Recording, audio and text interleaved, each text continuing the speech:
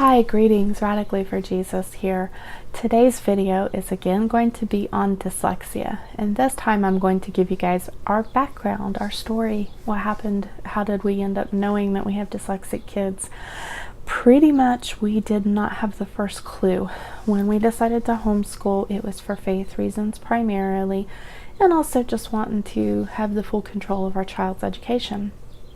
And when we started getting into it and started struggling, we seen that he had a lot of issues with remembering the ABC sounds especially. We went over it for 2-3 years and he was still struggling to remember. He started like when he was 3 because he really wanted to learn. And he had such a excited interest in it. I wanted to jump on that. So we started, doing like the ABC flashcards, like most parents start off with their kids, and teaching them to write and trace and all of that. And he was very excited. He could trace great. He did really good at that. He was good at singing the ABC song, but to remember, like if you would flash him an M, that he wouldn't remember the sound or the letter name. And that was a big flag for us. But we're like, okay, well, he's just kind of slow at it. A little surprising because he's a smart kid, but I wonder why he's slow at it. Beyond that, didn't give it a whole lot of thought. We just kept at it. Kept it trying to learn the various other things like numbers and counting, though he could not remember 6, 8, or 9. We couldn't figure that out. Why? Could not remember those numbers, but he could count to 100. How is it this kid can count to 100 but not recognize visually that this is a 6, this is a 9, this is an 8? But that was a struggle. And we just like, well, okay, I don't understand. We're moving on. You don't ask questions at first. You're like, okay, what can I do to teach differently? But what's going on? You just thought it was typical and normal. And then one day we figured out he needed glasses. He was really, really farsighted. And we're like, okay, this is what's going on. It was just the glasses, because his prescription's like ×8 on the magnification. Like, no wonder. All along, like tracing, when he could trace, he would kind of get the direction of the letter as he would trace wrong. Like, well, he couldn't see the arrows that were showing him how the direction. No wonder he wouldn't get it. No wonder he struggled. Well, that helped. It helped a lot of things, but it didn't solve a lot of the core problems that were there. And we're like, okay, so we gave that, 6-8 months, hoping the glasses would help, and it didn't. So we started really asking ourselves what's going on. And then we went through a period of trying curriculum like teach your child to read in 100 easy lessons. My son and I went through that twice. All 100 lessons twice. So we'll call it 200 lessons. And it was 200 lessons of tears. Let me tell you, it was horrible. Now, I don't want to dog on that curriculum. There's a lot of people who really love it, and it was really a blessing to their life, and they've taught a lot of kids to read with it. And that's fine if you've got a typical learning child, but that curriculum is horrible for a dyslexic child. It doesn't go over any of the phonetic rules or anything like that, and it expects that the child will catch on by memory, and that does not happen with a dyslexic child. But I didn't know that. We pushed through that. We pushed through some of the pathways stuff. We tried several different things and they did not work. After even all that, after 2 times of going to teach your child to read in 100 easy lessons, you're supposed to come out reading, I think on the 2nd grade level. He couldn't even read an emergent reader, even after going through that twice. He's a very smart kid. He would memorize as much as he could after going over and over and over a lesson until we would move on to the next, but it wasn't really retained, not truly. He wasn't really reading it. And that's a kid with a low working memory, so you can imagine how difficult and trying that was for him. But that's where we were, and we're like, okay, this has still not worked. What's going on? And I started to really think that I was a horrible teacher. I'm like, I am doing this wrong. I'm messing him up. What a lot of homeschool mamas, I think, end up thinking. But ultimately, we started asking ourselves, okay, what could be wrong? And I had noticed that he was reversing a lot of letters. When he would write B's and D's, and he would get them confused when he'd come to them in a reading lesson. And I'd be like, maybe I should Google about that dyslexia thing. And that started it all. When I started searching it, it took me, 2 or 3 weeks of reading on the topic, And after that, I was just like, you know what? I am very convinced that this child is blazingly dyslexic, at least according to everything I read. And I started trying to learn how to remediate that. And I found the words Orton-Gillingham, which was a very, very important thing to research and a method to use. I looked it up online, I looked it up on YouTube, and I tried to adopt everything I could. I learned that dyslexics are visual learners and that you need to do a lot of hands-on kinesthetic stuff, just audio, basically hit them with every pathway, sensory, tapping out words and the spellings of words like T-H-E, the, little things like that that it inputs you're speaking it, you're hearing it, you're feeling it, you're getting the individual breakdown of a word. Little things like that really, really, really matter when you're trying to help a dyslexic child. But those things were very important. Excuse me. My throat's getting dry. YouTube itself was super helpful because I would watch dyslexia tutoring sessions online.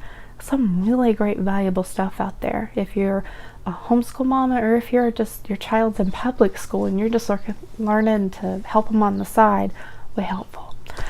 But that was a massive, massive help.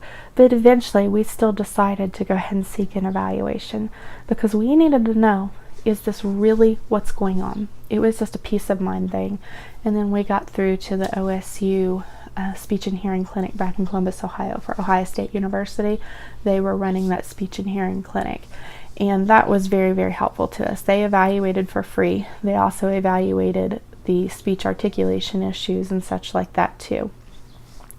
You have to get on a waiting list for that, and it could very well be at this particular time maybe they do have a charge, but at that time they didn't. The charges were pretty reasonable. They were about $100 for a semester for the tutoring, but the evaluations themselves, you know, at the time they were free. Hopefully they still are. And you may find your local college or university can help you out with that. But they were a very big help to us. They did diagnose dyslexia, something called MIRLD, Mixed Expressive Receptive Language Disorder. And that was how much overlap or one is versus the other, that's difficult to tell. But they gave him a diagnosis of specific reading disorder, which aka dyslexia, and then the MIRLD, and then low working memory. So there was kind of multiple things going on. They managed to pinpoint a couple things that he didn't understand that I had missed. Like, he didn't understand the meaning of before and after. That blew my mind, but he didn't. How I could miss that, but I did. And especially if you give him a direction like, touch the blue item before you touch the green. And it gets really wonky because the order in which you say something matters. The ordinal numbers were something I hadn't really realized. He didn't really understand the concept of first, second, third, fourth, fifth, all that stuff. So an evaluation was helpful, and it also let me have a few rounds and weeks of the tutoring to see what did they do. Ultimately, we discontinued tutoring for dyslexia because while they were using a decent method, it was kind of conflicting with the curriculum I was using at home, and we felt that it was best to go with home what was working, because at that point things were starting to work. We had switched to All About Reading, which is a curriculum that I absolutely adore. It is Orton-Gillingham based. It is a much cheaper version of a dyslexia curriculum. There are some more, what I would call the more hardcore Barton, which is much more expensive, but it's much more specific, and a lot of kids really need that. But if your child is more of a mild to moderate dyslexic, you could probably get by with All About Reading or All About Spelling, and that's a lot more reasonable. Each level is 100, 120, which is a whole lot better. Barton can be 300 plus, I think, per level, and there's like 7 levels, so it gets really, really pricey. And some people go with a Barton tutor, which is understandable because they have certified tutors that can help them, but it can get really intense. Fortunately, the All About Reading and All About Spelling intervention was a very good thing for us, and it's been working well. In fact, my son can read pretty much on about a 10th grade level now, and he's only 11, so his reading has jumped way ahead, where his spelling is back behind. The Barton, I think, can be a good thing, but thankfully All About Reading, All About Spelling worked for us, and I'm thankful because it's way cheaper. And honestly, I think people tend to find it a little bit more fun than the Barton route, at least from the perception that I hear. Though if I had a child that was on the profound dyslexia side, I'd probably go with Barton. Just from what I see in the groups and stuff, that's probably your better route. All in all, when we started doing the All About Reading and Spelling, it just changed. I felt a little more confident. I felt like he was learning. I felt like we were really getting somewhere, and that was huge. In each subject, we started to basically try to customize the learning. Math, for example, we went through a lot of changes. When I learned that dyslexics were often visual, hands-on type learners, that they need things like manipulatives, then I started going into Math UC, and I'm like, well, that one will work great. It has all those fancy blocks. But Math UC didn't work out for us, so it's a good program, but it is a mastery-based program, and I figured out my kiddo needed Spiral. So we did some changes, and to make the long story short there, what we do now is we use Montessori manipulatives for a lot of things, and right now I'm using Math Mammoth, and I've also used Christian Light, but you can use any basic curriculum to kind of use as your guide, and then add the manipulatives on top of it. Adding a folder of references was a huge help, because that lets him look up the things that he can't remember, that has a multiplication table, that has all the measuring conversion lists, and just all of the many things that are memory based. I also put lists in of operations. Okay, well, when you have this type of problem, what do you have to do? That way he can self-reference, he can look up things, and making your child more able to serve themselves and help themselves with their own work, that's really important, especially if you have multiple kids and stuff that you're trying to help. Just give them that folder of references, and it can be on any topic, but math, it's just really, really critical. But that really helped us a lot, and now he is finally at a stage where I can hand him a stack of some sheets and assignments and say, hey, go do this. Can you work on this? Bring it back to me when you're done. And now he can do that. There's 2 subjects that we still have to intervene on heavily, and that is spelling, and we used All About Spelling, and then writing. We've been using a program called Writing with Ease, and it is hair pulling hard for him. We tried IEW too, but Writing with Ease fits a little bit better, though I have to make modifications, and that's something I would encourage you if you're working on teaching a dyslexic child. Don't be afraid to modify the curriculum. When I first started homeschooling, I'm like, I'm going to pick a curriculum and I'm going to be loyal to it. I'm not going to change and bounce around like I see all these moms do. Humbled. Totally didn't work out that way. I have bounced all kinds of curriculums in and out the door. If they don't work, I am quick to chuck them now, and I don't regret that. And the reason why is I don't want to spend a lot of time working on some curriculum that is not going to work for us, not help us.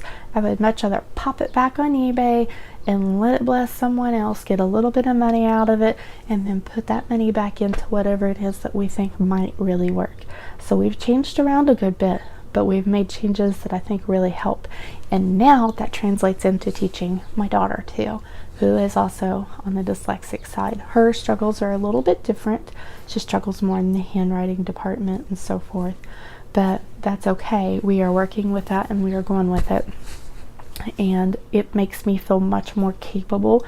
I think a lot of the pace has been about the same, even though I've intervened earlier there. The pace has kind of went about similar and tracked very similar to her brother, but I feel like what we're doing is much more concrete and staying in there, especially like in the realm of math and using all the manipulatives and stuff like that.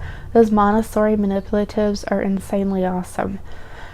Can't speak highly enough of those, especially like the beads and place value work. One day I'll do a video over all of the math manipulatives that I've either DIY'd or just bought or what have you, because there's a lot that I tried to DIY because they are expensive. Over time I've added what I can, but they're really, really helpful to teach a concept. And my kids are both really good at getting the concept. It's just getting the math facts in memory. That's where the struggle comes. But they'll come in time. I know that they will. All in all, I feel like we're past the panic mode that we had once when we first figured out the whole dyslexia thing. Every year here in Ohio, we have to have a certified teacher review us, and I have a certified teacher that is also one who is experienced with dyslexia, and she has been Orton Gillingham trained, which is a blessing. So she understands the perspective that we have come from. Thank God. So happy about that. But she understands, and she reviewed, and she's like, our progress is doing wonderful. And she says she really, really loves the methods that we're teaching with, and that we're using outstanding manipulatives and good curriculum choices for the situation at hand. So we're doing good. We're progressing. I feel good about it. We're not perfect. There are some things that are a struggle, but we're getting it, and we are making progress, and that is the key thing. And that is just awesome, because there for a time it felt like we were underwater and sinking rapidly, but we are floating the heads above water, and we're staying there, and good Lord willing, we'll get through it all one day at a time. And that's what I would encourage for you guys. If you are one of those homeschool moms that's feeling like you're drowning, just take it one day at a time. You can't change everything that you do and teach overnight, all the curriculums, all your manipulatives.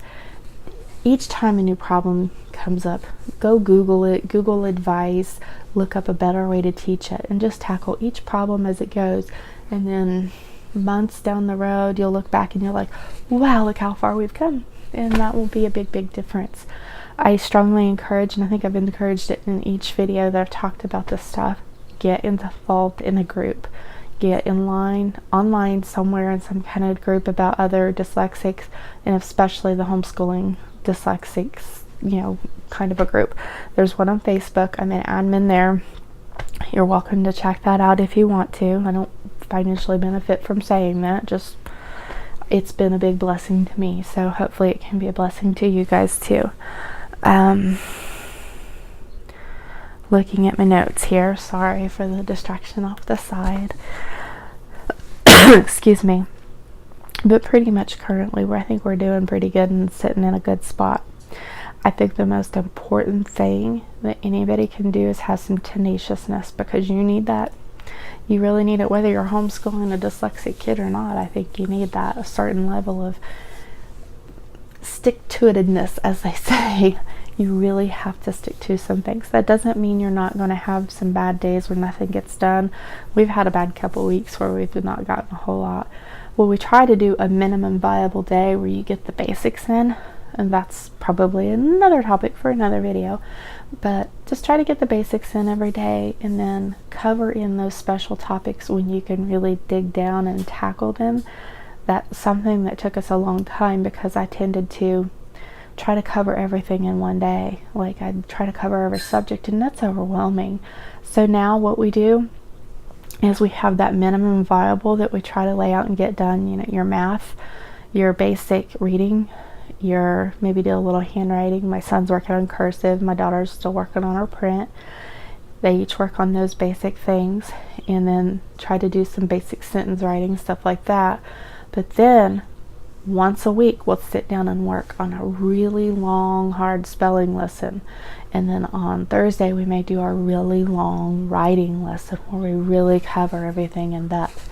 And on Wednesday, that's history, where we cover everything in depth there. And then we have another day for science and the like.